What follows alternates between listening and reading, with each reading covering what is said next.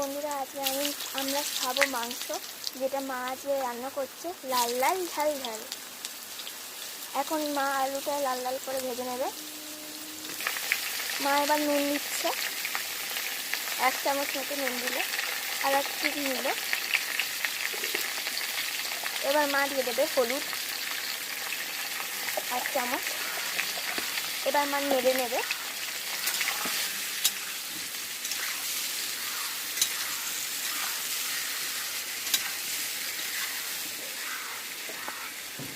দেখুন বন্ধুরা, মা এখন মাংসটা ধুয়ে নিচ্ছে।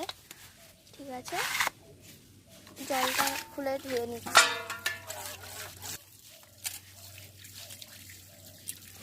মাংস দিচ্ছে।